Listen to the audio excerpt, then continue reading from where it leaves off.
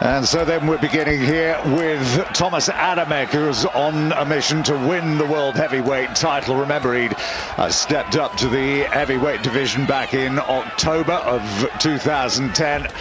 Remember when he took on Andrew Galatev, the Polish fighter of the century, downed him and followed it up with victory over Estrada, Areola, Michael Grant. All three, though, went 12 rounds. This would be a little bit different here.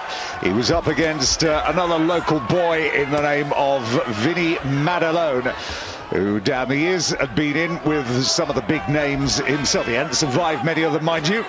He'd been in with the likes of Evander Holyfield. More recently, though, he'd been beaten by Jean-Marc Mormec.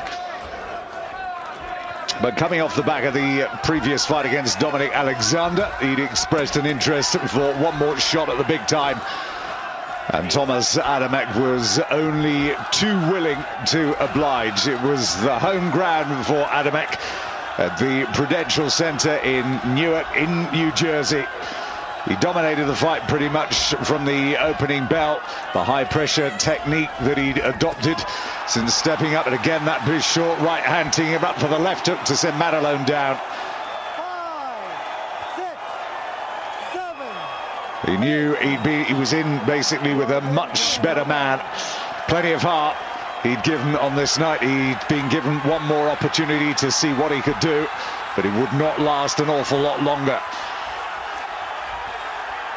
Whirlwind of punches as Adamek's hand speed was simply too much for Madalone.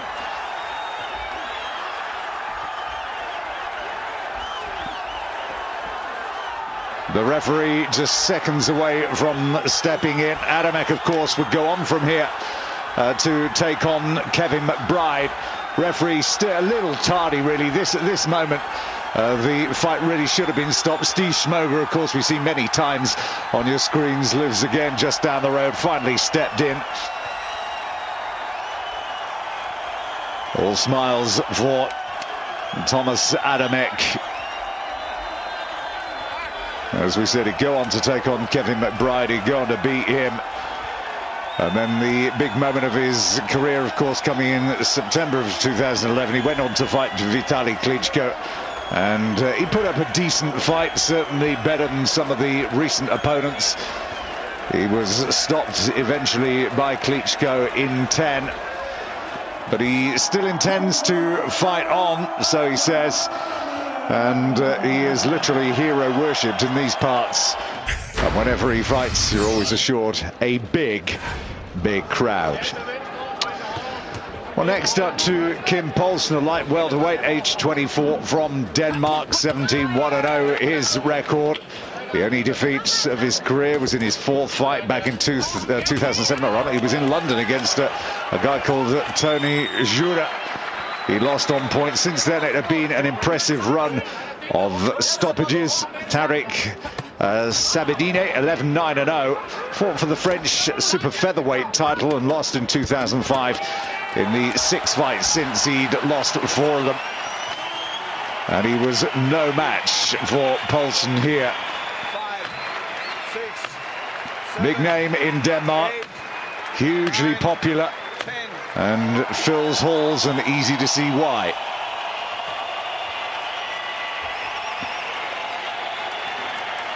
Blistering performance in this light welterweight international contest, an 8-rounder.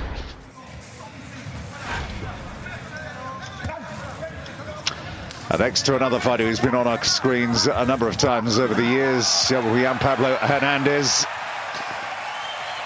Early night here for Steve Herelius. Only defeat on Hernandez's career was that loss to Wayne Braithwaite when he was stopped in 3 in 2008. He'd promised it would never happen again, and so far it hasn't. All roads, he hoped, were going to lead to a fight for the IBF title against Steve Cunningham. And Steve Herelius, the Centurion, the French southpaw, he'd also, remember, only been beaten once by a guy called Sosnowski, who stopped him in 9 back in 2007. And both of them had decent knockout percentages of just pushing 50%. But Hernandez, the big money favourite, easy to see why. And the interim WBA World Cruiserweight title would belong to him.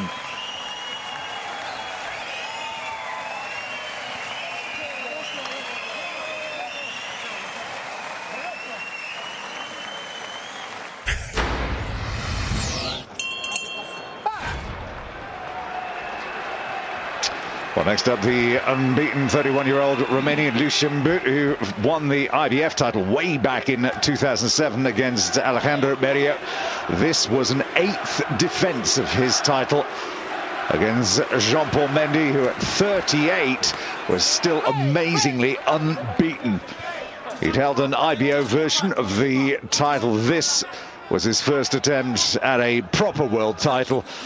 There was controversy, remember, when he'd beaten Sakir Bika in the eliminator for this fight, as he was actually disqualified for hitting Mendy whilst he was down.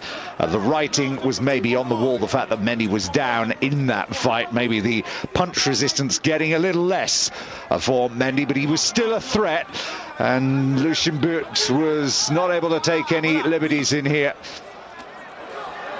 Round 4, though, would be the round.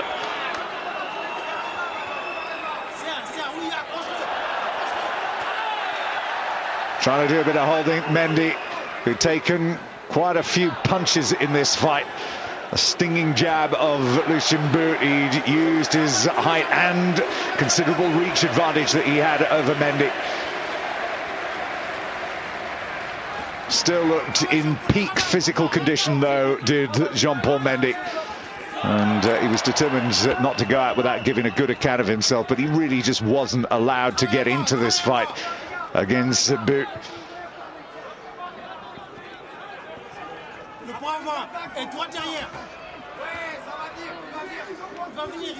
He was ranked number 3 middleweight in the world according to Ring magazine, But. Mendy, a 12-1 betting underdog, was unranked by the Ring magazine. It was the same magazine that had him, Lucian But, ranked at number 3.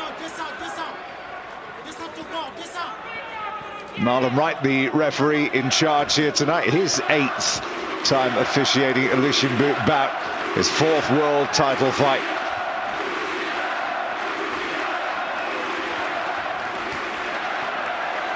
And it would be a left hand. Watch the left hand of Lucian But would drop Mendy.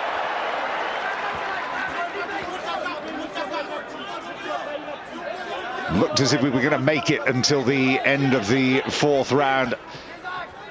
But when he does go down, he'd be unable to actually beat the referee's count.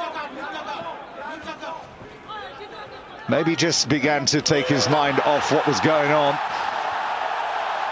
What a punch, though, it was that would end the night. One of the best we've seen this year.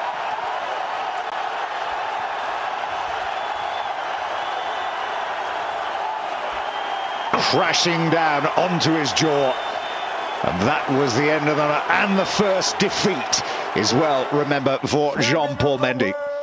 The fighting pride of Czechia, Galat, Romania, Lучшие.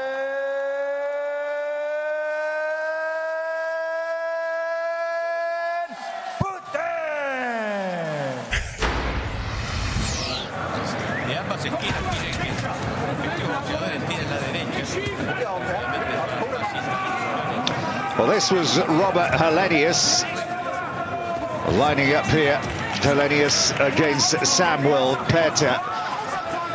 And Helenius had been just stepping up the quality of his opponents. Peter had a good start to this fight in the opening round, working with his jab to the body as Helenius looked to counter punch and landed with a couple of good combinations. But as the fight progressed through to round 9, a combination cap with the left hand sent Peter down onto his back. He would make it to his feet, and he would walk straight on to a big right hand coming up. Right hand set him up, and the left hook put him down.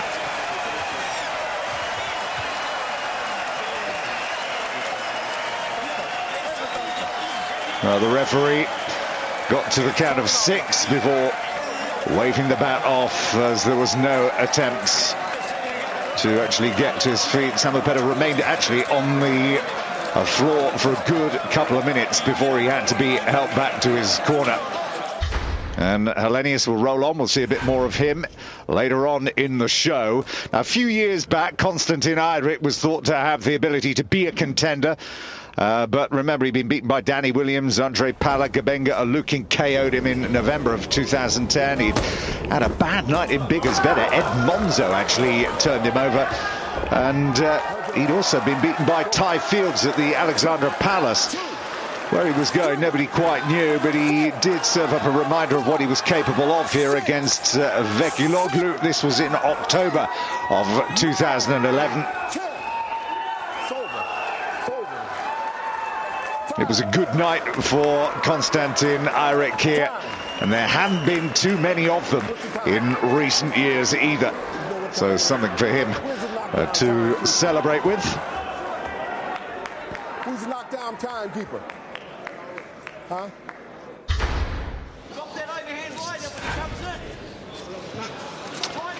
Now moving on to New Zealand for this super middleweight fight between Keshif Mumtaz and Marcelina Massoa. Now Mumtaz record of 1-8, lost 28, lost 15 of the last 17. Maslow was 45 years of age and had fought for the WBA belt against a guy called Evans Ashira back in 2005. You might remember him because he took on Joe Calzaghe. He defended it once before he lost to Felix Sturm. Mumtaz down twice inside the first round, and here in the fourth he would go down just the once because he wouldn't get up from that.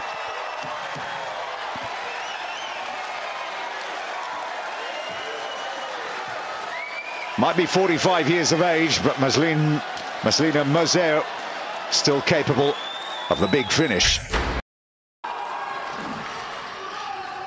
Right then, Tom Doran's nickname is Dazzling. He was in action for this light middleweight international contest against Max Maxwell, a 32-year-old who was a contender for many years on the national circuit. He'd lost only one of the previous 8. This was Doran's second fight of the year after stopping Jamie Bonis in round 1 in March. And he had to come back from a very, very shaky start in this fight. He'd had a bit of a reputation as a big finisher, able to stop this man early on. He was looking for a third first-round stoppage. This was his first fight at 10 rounds. It wasn't going to go 10 rounds, but I think there was some degree of underestimation of Max Maxwell. He was certainly a far more rugged opponent. This night we were in Deeside Leisure Centre, and this will be a night that Tom Doran won't forget. He's not fought since this night. And this was, again, one of these great small hall fights that we brought you early on this year. It was a very, very good recovery, this, from Tom Doran. He was getting bellowed at by his corner. As we said, Maxwell, there'd been no real talk about what he was able to do prior to this fight. It was all about almost like the coronation, or almost something of the debutant arriving on the scene. And there's a clear view inside this first round of what he was capable of doing. He shipped a lot of punches, Maxwell coming at him at every occasion. This was a real welcome, tough welcome to the really big time, this. He was live on television for the first time in his career, and he was having a dig out the type of performance that he never thought, or neither did his matchmakers ever think that he'd have to dig out here. At this point, we weren't expecting a first round stoppage. We weren't going to get one. And for some, we thought it might have been coming for Maxwell. But Doran would actually turn this around. It was one of the best first rounds that we'd seen in any of the fights that we'd actually covered. You see the blood coming from the nose of Doran.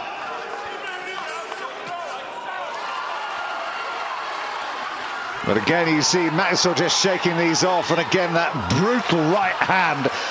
And he looked as if he was going again. And this time he turned the tables, the referee stepping in. And it was a controversial stoppage at that time, and Maxwell couldn't quite believe it. He was wondering why he'd been stopped here. And even again, when we're getting a look at this for a second time, it really was a bad decision by the referee to step in and stop this. OK, Maxwell had taken a big shot. Doran had taken quite a few. He was a lucky boy, Doran. You could just see him beginning to stumble there. He come back well. That was the punch just there. It'll be been wobbled, and again.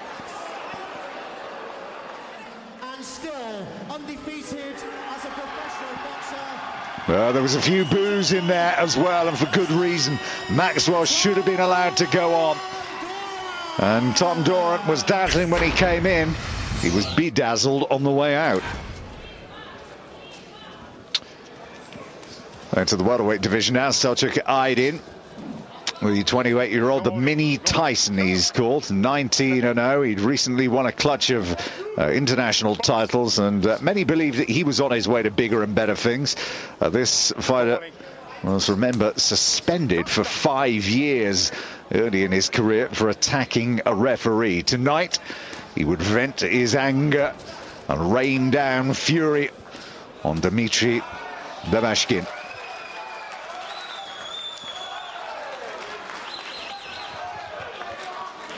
As you can see, that cut, well, he opened a gaping wound over the eye of Labashkin, who was unbeaten, actually, coming into this fight. He's lost 2 more since this, so it's 3 in a row off the back of this, and the referee finally stepping in and waving it off. Enough was enough. A dominant performance from the mini Tyson, Selçuk Aydin.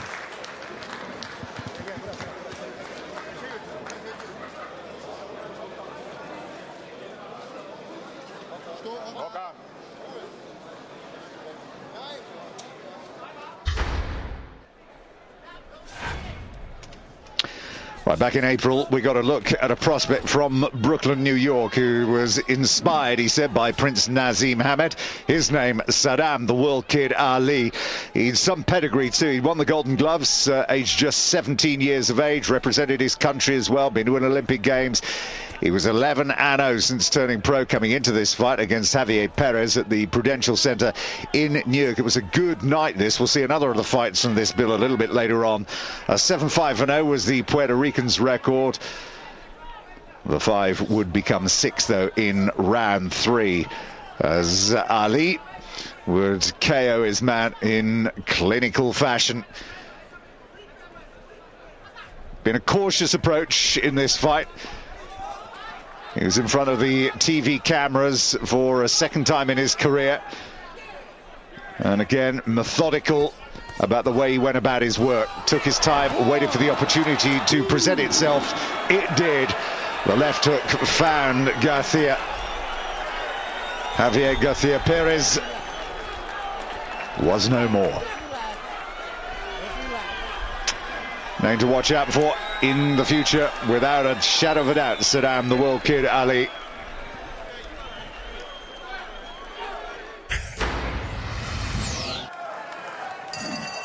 Now back we come with the Nordic Nightmare. Might look older, but believe it or not, he still is only 27 years of age. We'd seen him a few times in 2010. We've seen him stop Lamont Brewster. The opponents have been getting tougher, culminating with a 9th round stoppage of Samuel Pera 4 months previously. Liakovic, though, would be the next to go. The 35-year-old had held the WBO title briefly after he'd beaten Lamont Brewster before he lost it to Shannon Briggs. Here he suffered a 9th round stoppage. Remember the Nordic Nightmare had a nightmare against Chisora recently, when he won a hugely controversial split decision.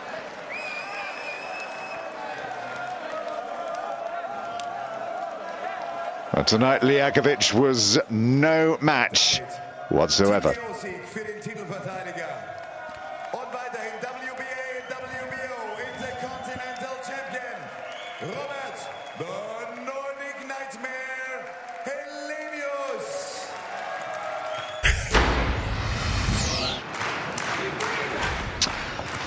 On we move then to the 28-year-old Karo Murad, who took on Otis Griffin for a vacant IBF Intercontinental Light Heavyweight title. He'd been on the comeback trail since being stopped by Nathan Cleverly in September of 2010.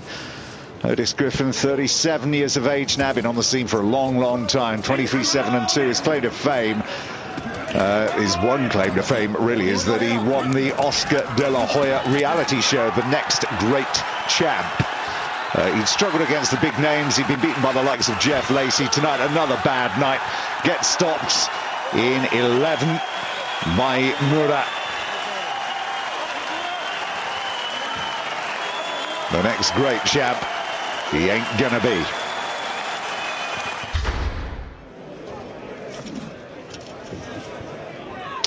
Now, Sean Estrada may be a new name for most. The 26-year-old, 6'1" unbeaten super middleweight from East LA. He'd been literally blazing a trail through the division. Only one fighter had taken him the distance. Tony Hirsch, went 6 with him about a year before. This was the 10th first-round stoppage of his career so far. Joel Gardner was the victim here, age 36. Just 7-3-1 in a career that was 9 years old, so the omens weren't really that great. Estrada, something of a name for the future. Yada, absolutely no match for him tonight. And Estrada's gone on to win a couple of more times since this fight.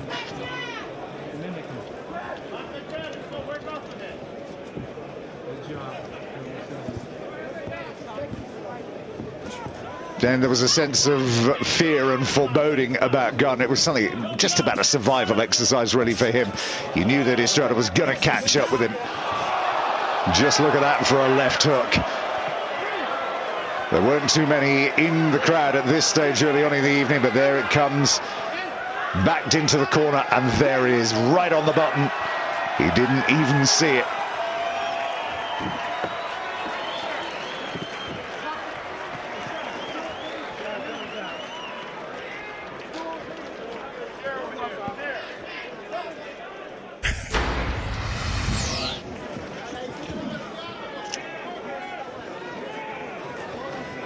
Chris Ariela's been in the heavyweight division on scene for, what, 8 years now. This is his 30th fight en route. He hoped to another shot at the big one. He'd fought Vitaly Klitschko back in 2009, being stopped in the 10th round. Since then, he'd been beaten as well by Thomas Adamek by decision.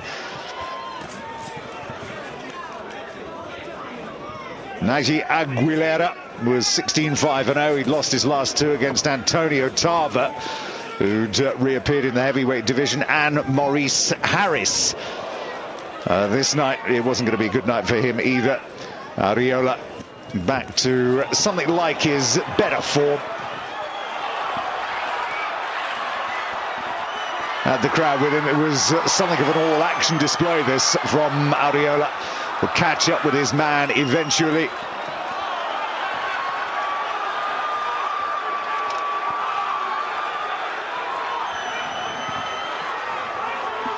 Aguilera nowhere to go, kept getting caught in the corner, and the big bombs flying in. He was missing a few of them. He was landing the majority, the left hand doing the damage. And really all Aguilera was doing was shipping big punishment as he's good work from Ariola, switched to work to the considerable body that was on display here.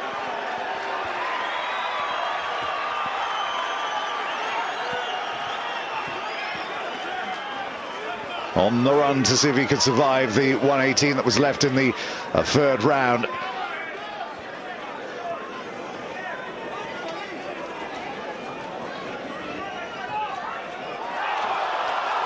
Great uppercut and left hook, the big shots of that for a right hand. Nearly sent him outside the stadium. Great finish from Ariola. And he'd announced to a few people that thought he was over and done with and finished as a contender. There was still something about this guy. He was still worthy of consideration. The big one still to come, and there it goes. Brave attempt by Aguilera to try and fight back, but he was no match. Ariola marches on.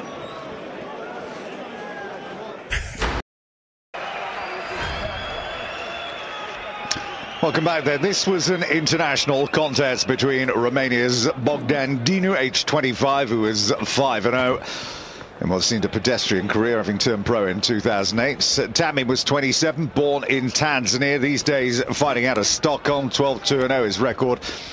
Had the more experience fighting for various African and Asia-Pacific titles. He's recently lost to Timur Ibragimov for the Intercontinental crown. He was stopped in 3. Here, though, he'd be done in 1.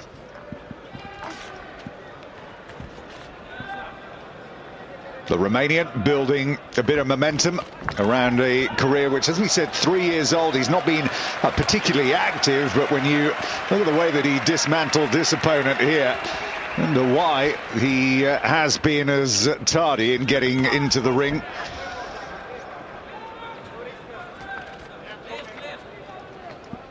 Had a decent career, knocking around as an amateur as well, and able to take a bit of punishment here. Well, the one thing that he does possess is punch power, as his opponent here was just about to find out. He soaked up a few. Tamim was about to kiss this night goodnight.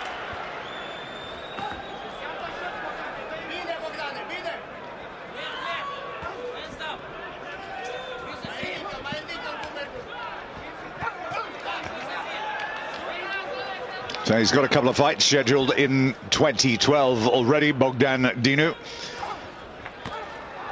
And he's not going to be an easy opponent to overcome for anybody, despite the fact that his career has been on the slow burn. Seemingly had his man in position to take him out about half a minute before, but didn't finish him off. He does do, though, in the end. These huge punches, 3 right hands enough to send Tamim to the floor. And he wasn't going to get up and get any more of those. Finish for Tamim. And on goes Bogdan Dinu.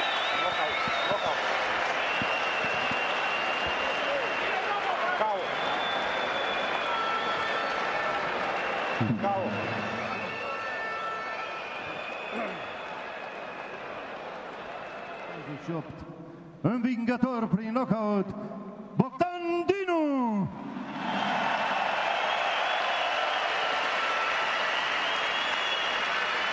Romania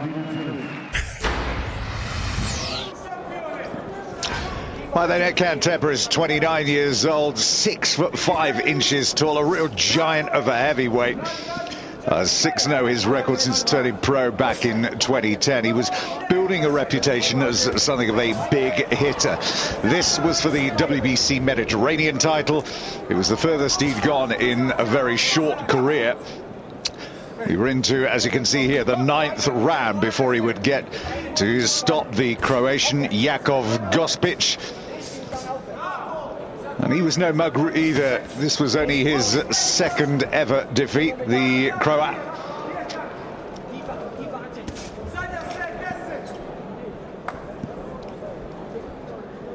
And Tepper would go on from here, actually, to fight Sisi Salif. What about that for a right uppercut? That is one of the best punches we saw this year. There it goes. And that's why he's got a bit of a following. You get hit with one of those, that is usually the outcome. As he said, he went on to beat Sisi Salif, and he meets Vero Vekeloglu for the IBF East-West titles soon as well, and he'll probably win that.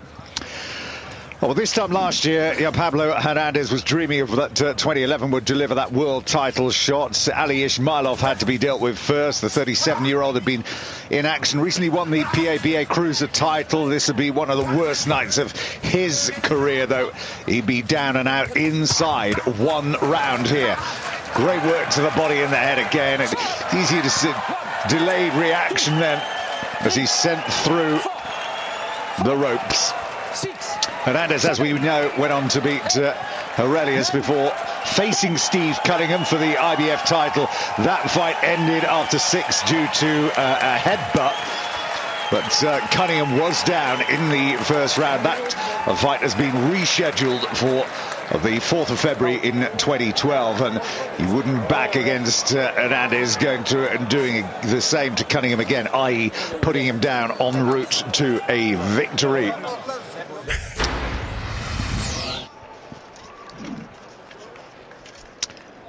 So back to the small hall. Marcos Garcia turning pro back in 2010. Hadn't won a fight. This was his 4th against Shemuel Pagan, the chosen one.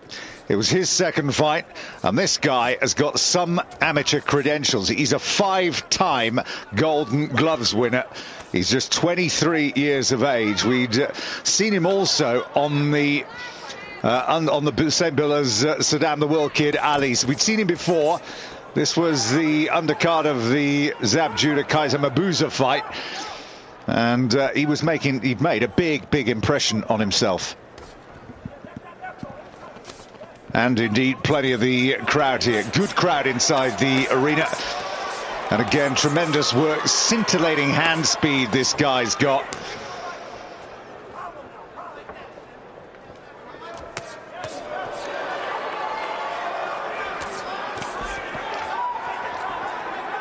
And he had 1:56 left to survive, and he wasn't going to do it. One of the few that's managed to transfer all of that power, all that talent from the Golden Gloves and take it into the pro ranks. And like Saddam Ali, he's got a big following in New York. And this was going to be his night. And that was the end of the night for Marcos Garcia.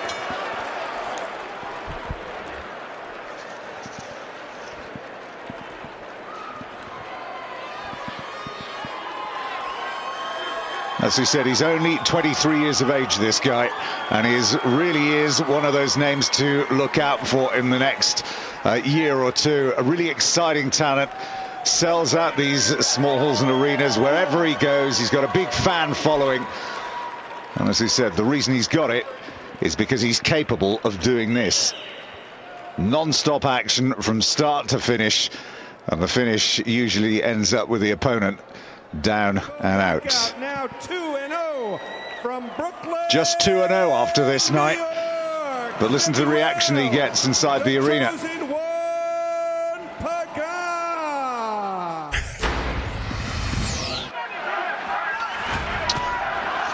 So Kessler on display here, looking to get back to the very top. This took place at the Parken in Denmark. The Warrior King, who was on his way back to the top of the rankings. He's actually got himself a fight to take on Stieglitz for the WBO super middleweight title in 2012. Remember, the only people that had stopped him, Joe Calzaghe and Andre Ward. And this was a bad night for Bouadla. The Frenchman wouldn't go more than 6 rounds here. He was down once in the 3rd, deducted a point for spinning out his mouthpiece following the knockdown. He was knocked down 2 in the 4th, twice in the 6th. The referee would stop it after the 2nd knockdown. He should have stopped it after the 1st knockdown because Kessler was all over his man. Far too much power. Everything that he had was more than his opponent had. And that was it. It was then waved off.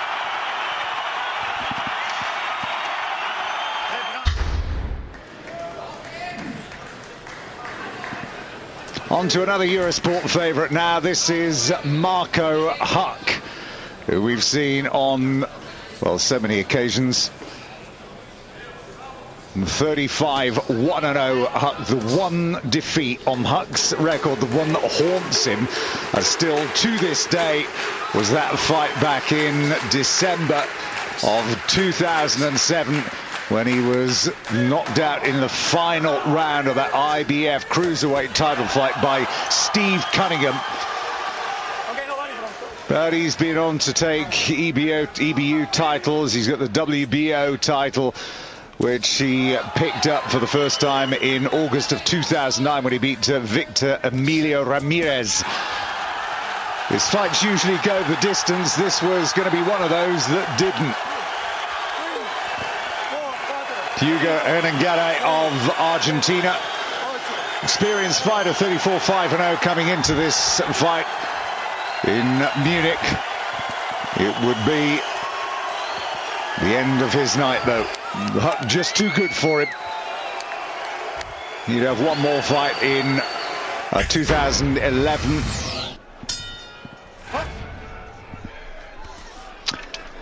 Now moving on to Ray Smith. This is back in the cruiserweight division. Ray Smith, little known, up here against Andre Fonfara, who was 16-2-0. Again, another big crowd inside the Prudential Centre. This, another of the undercard fights, but always really well attended, these. So he was 9-6-0, Ray Smith, the 30-year-old cruiserweight. And Fonfara doing a job on his man here.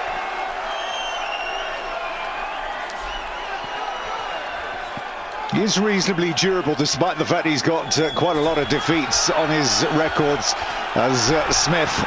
And Fonfara with that big right hand, following it up with hooks to the body and a left hook, finally sending him down. Round 4 of 8. This is when it would end for Ray Smith tonight.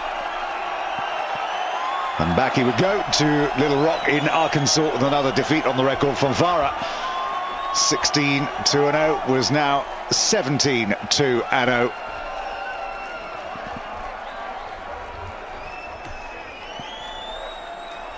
And he too primed for better things.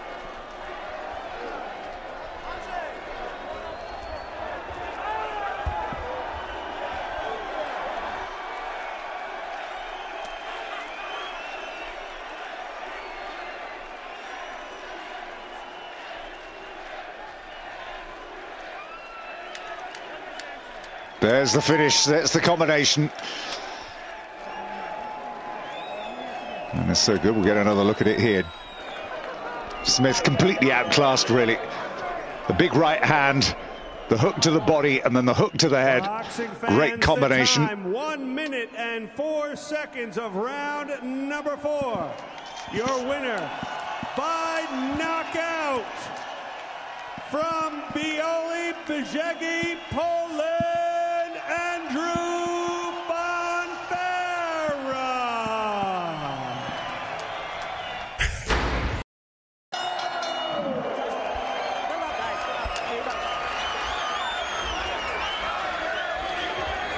Hard-hitting action then continues with Kamieniero and Majewski.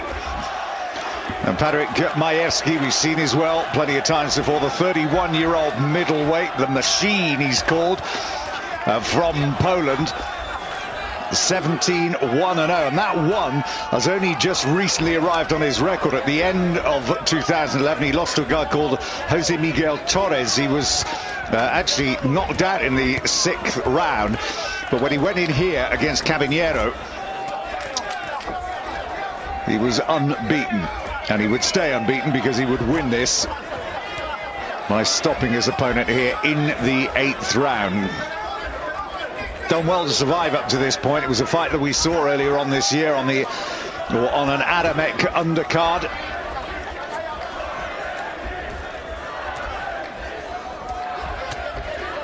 Took a few big shots in this fight as well, did Majewski, as you can see. Certainly has durability, able to take a punch. Was beginning to look quite war-torn and battered, but that big right hand, the first one that stunned Eddie Kamieniero.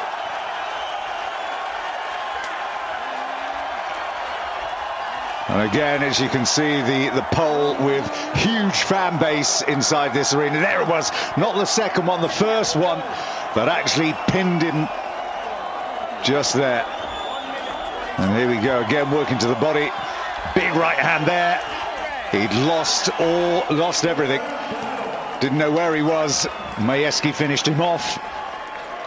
And as we said, he would go on to lose that unbeaten record in a fight for the North American Boxing Federation middleweight title in November.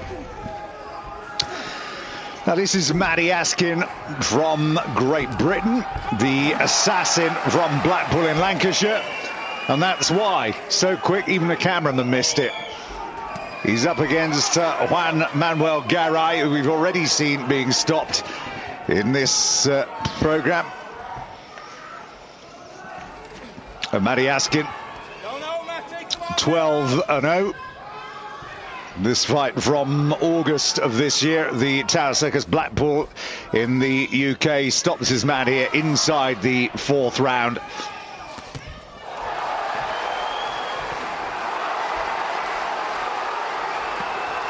And seen him quite a few times on the circuit in the UK, and a real bruiser, loves to entertain, and he does exactly what the public want to see. Gets the job done in spectacular style. Look at this for a left hook coming up.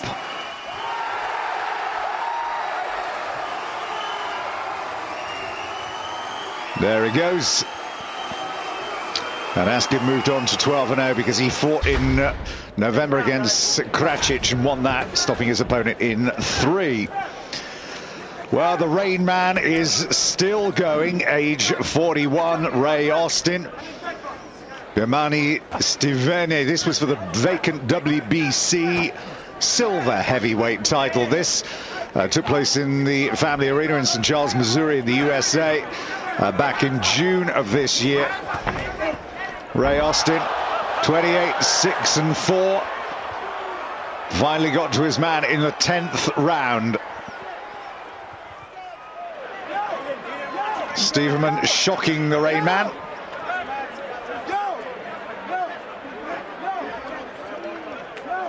And that was it. We'd seen him lose in the 10th round previously, this time last year in December against Atlanta.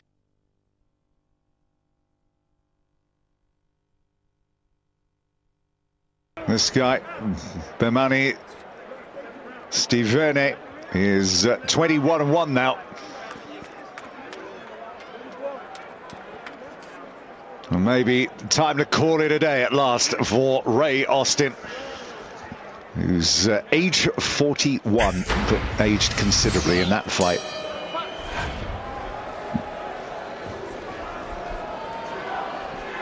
Zsolt Erdős, the light heavyweights from Hungary, 33-0.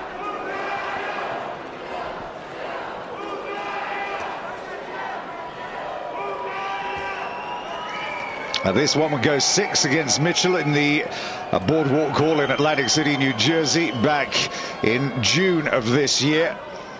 And Erdős, again, we've seen many times before. He's had a great last couple of years. Light heavyweight title hold. He carried that over when he won the cruiserweight title when he beat Jacoby Fragomeni, remember, back in November of 2009. This is only his second fight since. One fight in 2010, one in 11 for Erdős. He's quite economical these days with his outings, but when he does come out, he's still capable of showing great skill. This, incidentally, his first stoppage since he stopped George Blades back in 2007. That was in June 2007. Stopped him in 11. Now, this was going to end in the 6th round. Byron Mitchell beginning to flag considerably here. And so many times, Danny, it's a bit like Bernard Hopkins. People look at the age of Erdős and think, well, the time has got to come soon, and maybe it's going to come tonight when he basically ages in the ring to the point where he gets stopped. But this wasn't going to be it. It's the one night he was out, and again, the hand speed, the combinations, too much for Mitchell. A right cross, glancing across his chin, putting him down out. He was okay, Mitchell, to carry on. Referee in discussion, and then decides to call a halt. Erdős still there.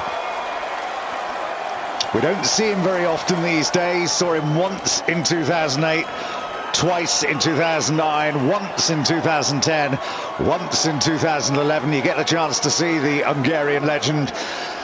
Get along to see him in 2012 when he comes out. There's nothing booked for him just yet. Undefeated from Fot, Hungary, Zsolt Erdély.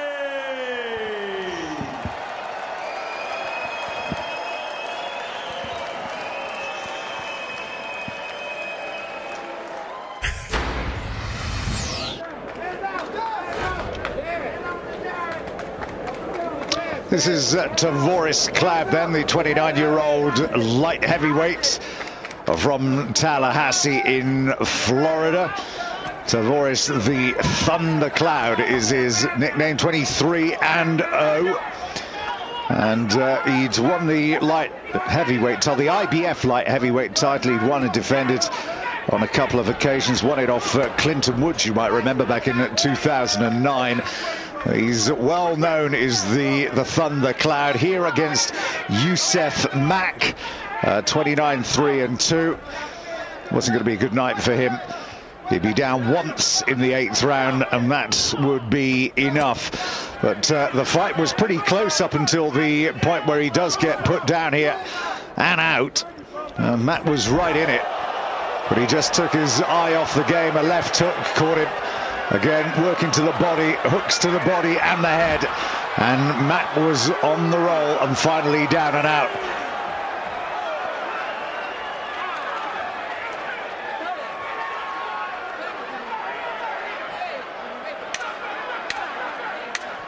So another successful defense then of the IBF light heavyweight title for the title holder, and still unbeaten Tavoris the Thundercloud.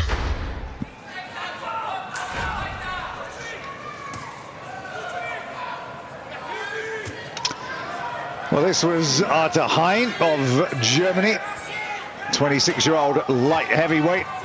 And this was a fight for the vacant EBU, EU European Union light heavyweights title against Tony Avalant of France. Took place back in August of 2011.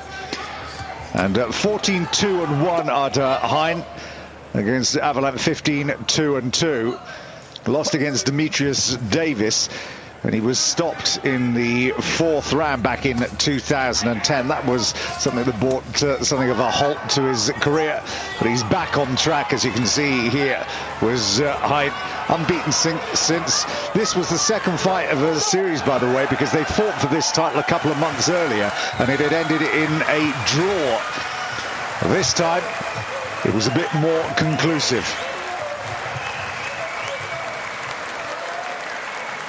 Hein throwing in the towel, Avalant winning.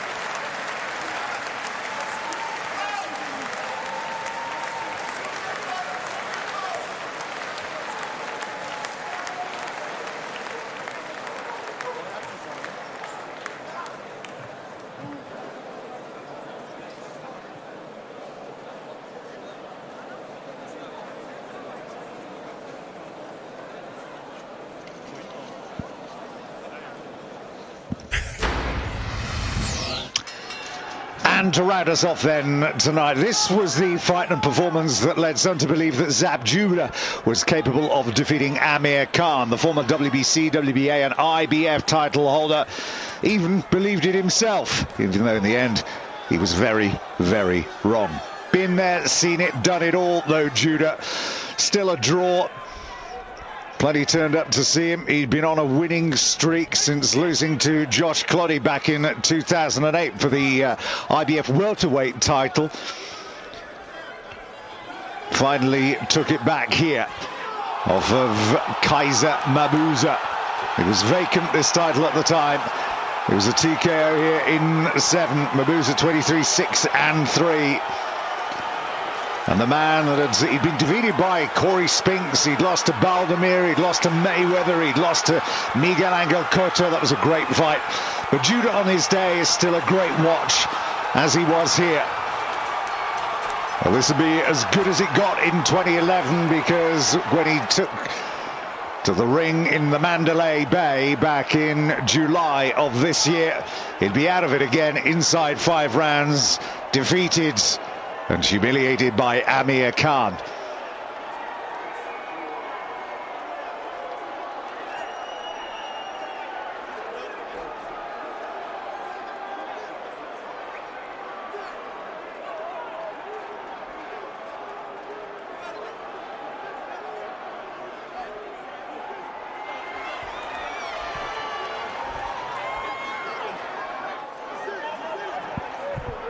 So there he was, just about to go off and celebrate.